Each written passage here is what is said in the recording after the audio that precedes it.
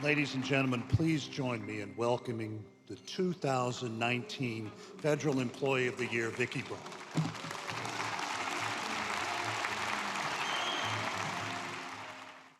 Tacoma VA was very much struggling.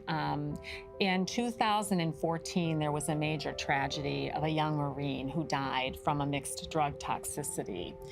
Many investigations ensued because of that. Staff left in hordes. When I got there in late October 2015, there were no senior leaders left in terms of the top management. So it was a very scary scene. There was a concern about whether it could succeed as a hospital or not. I realized shortly, it did not take long to realize that there were people there with resilience and passion for what they do. So what we needed to do was rebuild, and that's where the tough work came. The morale when I came to the hospital was very low. There is a survey that the VA does called the All-Employee Survey. They do this on an annual basis, and they compare all 150 VAs on multiple areas. When I came to the Tacoma VA, in every single category, they were either second to last or last on every category in the country. So immediately, we looked at those results and put strategic actions in place to turn them around, and within the next year, our best place to work rose. It was huge. It was like 20% increase in 1 year. We're now 32 out of the 150 hospitals in top quality. So we have come a long way really quickly. I just want to thank the partnership. This is huge to me. This is just awesome, because what this is going to mean for that hospital and what this is going to mean for our veterans, it's bigger than me. And this opportunity to tell our story and to move forward, this is going to be a life changer for some people.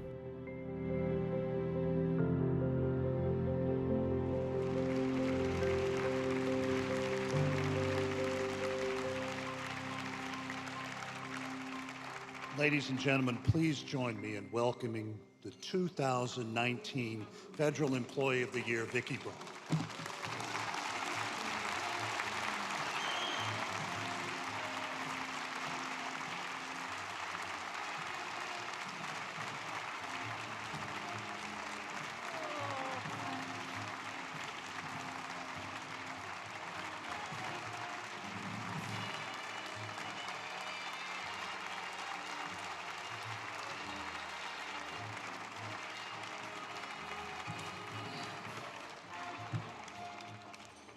Woo!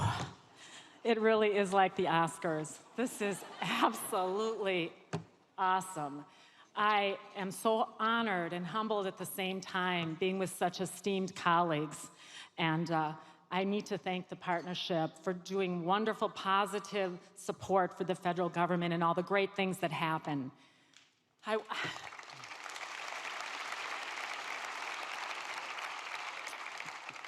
I would love to, and I'm going to, thank my family, because they allowed me to follow a calling I've had for over 38 years. This wouldn't be possible without them. I'd like to acknowledge my husband, Douglas, and our one of 5 children, Noelle, who is here with me tonight. I love you guys.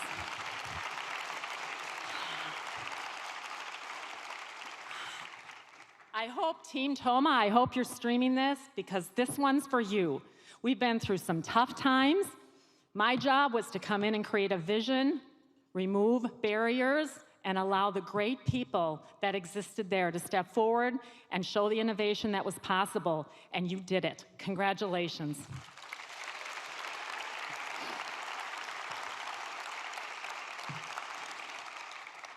I also want to thank the Simkowski family.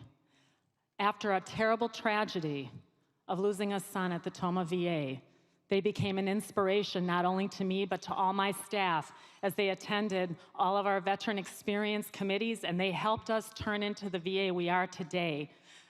Thank you, Marv, Linda, and Heather.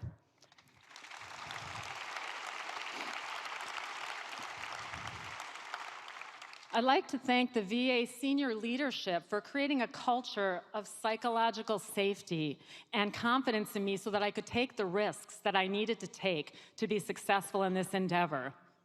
And I'd also like to thank Renee Oshinsky for being a mentor and a friend for many years, and for this nomination.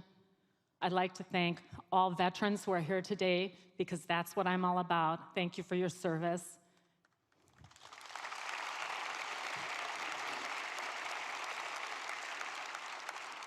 And I'd like to thank all the federal employees who come in and provide service every day. It's who we are, it's what we do, and I'm blessed I have the greatest mission in the world.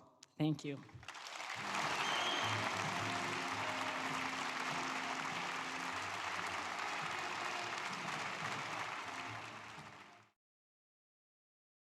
Pestilential war. And in what is probably the most righteous and inspiring speech ever given by an American, only rivaled by Dr. King's address in front of the Lincoln Memorial. Abraham Lincoln created the Department of Veterans Affairs. He said that it was time to bind up the nation's wounds and to care for him who shall have borne the battle and for his widow and orphan. On April 12, 1865, as he prepared to take that last journey to Ford's Theater, he signed 3 charters, one for Togus, Maine, one for Dayton, Ohio, and one for Tomah, Wisconsin, creating the first 3 soldiers' homes in the United States. And those 3 homes are now the foundational bedrock of our department. And it is one of those sites, Tomah, Wisconsin, that has brought us to this night. As Lincoln told us, our veterans deserve the best care that America can provide. But we are not immune to the tides that affect all Americans: homelessness, addiction, mental health, and suicide. And at times, we have not lived up to Lincoln's charge. The flagship hospital in Tomah and 4 outpatient clinics in and around that part of Wisconsin were suffering from an opioid crisis. They were suffering from low morale, high turnover, and the high-profile death of a United States Marine who died because of a lethal toxic mixture that had been provided to him. The facility had been given the nickname Candyland because physicians commonly overprescribed opioids as painkillers. If the center had been forced to close, as many feared, not only would veterans have lost access to vital health services, it would have dealt a serious blow to that part of Wisconsin's economy. But somebody came forth, Vicki Brahm. It was Vicki's leadership that led the dramatic about-face in Tomah, Wisconsin. During the last 4 years, she put in place a state-of-the-art pain management program, partnered with providers throughout the region, and enhanced the quality and scope of care for veterans. She revolutionized the way VA, and by extension, the United States, cares for those who are afflicted with addiction. She brought a new sense of professionalism to the medical center and lifted the staff spirit. As part of her legacy, in the last year, the Department of Veterans Affairs has reduced the prescription of opioids by 51%. Wow.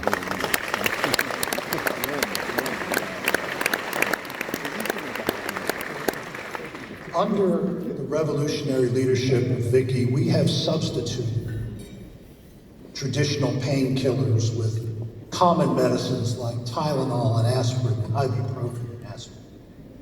We have created a cultural shift that in my youth I would have never thought possible. We have soldiers from as far back as the Korean War now addressing their pain with things like yoga and Tai Chi and acupuncture. Yes.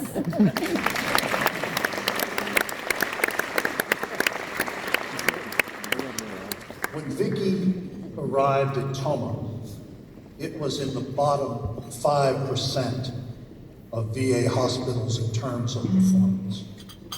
As a result of her leadership, it is now in the top 10. So I want you to learn